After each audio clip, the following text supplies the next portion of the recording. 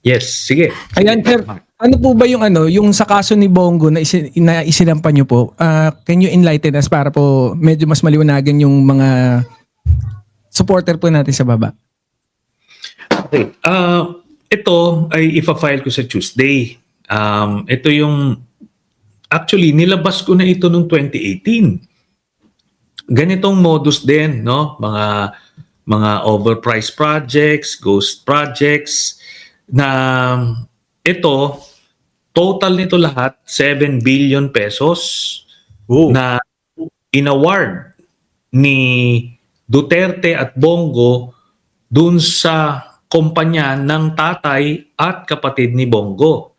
So nung mayor si Duterte, doon lang yung na-award yung yung mga tatay at kapatid. Tapos nung nagpresidente na, yun, lumobo na, mga bilyona na. So inabot sila ng 7 billion pesos. At ito mismo yung sinasabi ng plunder law na pag kayong pamilya mo ay nagbenepisyo illegally sa kontrata sa gobyerno ng more than 50 million pesos, yan ay plunder. Ang definition nila ng pamilya ay first degree of consanguinity or affinity. Ibig sabihin, asawa, magulang, kapatid, anak. So, hindi mo pwedeng sasabihin na ikaw ay wala kang kinalaman doon sa negosyo ng tatay mo o anak mo, kapatid mo. Oo. Kasi alam mo, ganun yung position niya. Nag-press con siya, sinasabi niya, grabe man loko to, grabe man loko.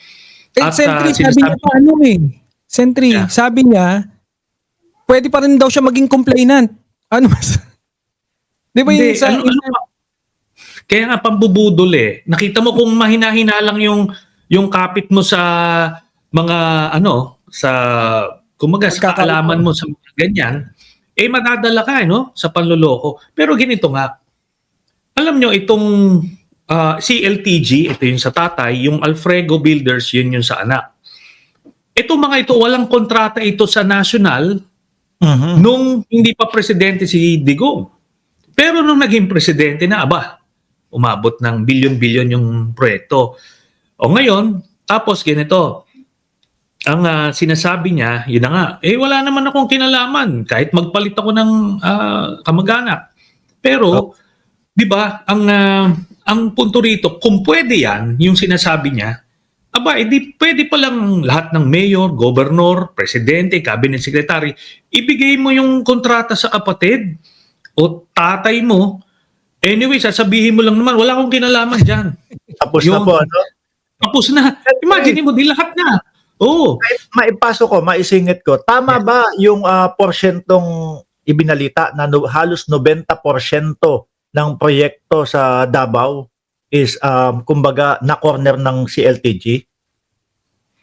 Yes, lalo na nung mayor si Duterte, talagang sila yung favored contractor. Kaya alam mo, mabigat ang nito, ang magiging problema niya dito pag umabot na dito pag na-file na to at na isampa to sa sandigan, mabigat ito, non-bailable yan kasi plunder. Ang problema niya kasi, yung iba, di ba may dami pa Ayun kagaya ni, kunyari, ikaw yung mayor or congressman ka, tapos yung iba, meron silang contractor na dami, pero sila rin pala yun. Di ba? Ito wala nang dami kasi tatay na Tsaka diretso, di ba? So maliwanag. Ang proof na hinahanap nila sa plunder, kung nakatanggap ka ng pera, natanggap mo yung pera. Ito, yun mismong bayad ng gobyerno sa pamilya mo, yun ang proof. Kasi nga bawal Parang binigay mo, parang ikaw yung approving authority, parang binigay mo sa tatay mo yung pera ng gobyerno. Hindi pa yan natin. Sorry po. Speaking of yung kumbaga relasyon talaga. Tsaka yung yata, yung mismong pangalan ng kumpanya, CLTG, Christopher Lawrence Tesorogo. Yes. Wala nang dami-dami, rektahan na talaga. Oo. Tsaka dun sa itong ebidensya na ibibigay namin, dokumento ito galing sa COA at DPWH. Kaya walang walang singaw. Nakuha namin yung mga kontrata, yung tatay niya mismo yung nakapirma. Tapos Ay, oo. biruin mo joint venture ito. Supposed to be kasi wala silang lisensya na AAA. Kasi kailangan mo ng lisensyang AAA para makakuha ka ng malalaking kontrata. Opo. Class B lang yung lisensya nila. So may limit lang sila. Siguro mga 10 million, 20 million lang. Opo. Pero the joint venture, so supposed to be, ikaw yung junior partner kasi ikaw yung mas mababa yung lisensya. Pero dun sa mga pumipirma lahat ng mga dokumento, kontrata, yung tatay ni Bongo. Kaya maliwanag to. Tapos yung isa naman, yung kapatid niya, yung Alfredo Builders. Kaya ang daming violate nito. Tapos maliwanag ang papel, ang documentary evidence. Tinataya, ano po yung assumption nyo, Sentry, na kung sakaling maipasa na natin yan, no, tapos maisampa yung kaso, kailan magkakaroon ng progress? Sabi nga ng mga abogado na nagpe-prepare nito, kompleto. Lahat nung hahanapin nung ombudsman, nandito na. So kailangan lang nilang i-validate. Siyempre, yung COA galing sa kanila, DPWH. Then yung payment.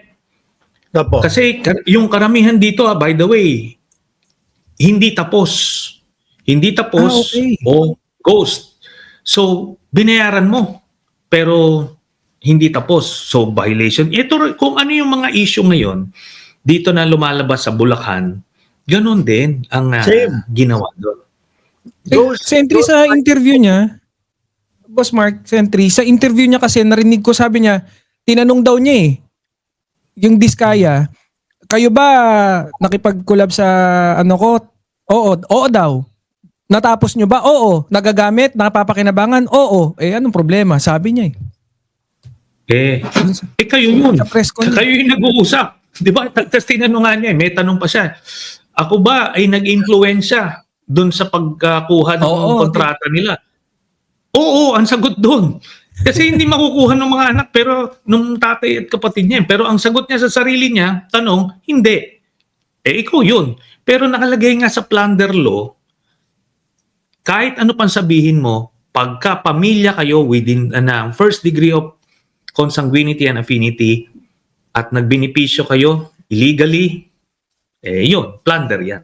Maliwanag. Saka sabi nyo nga po, di ba, class B lang yung nila, yung Lisensya.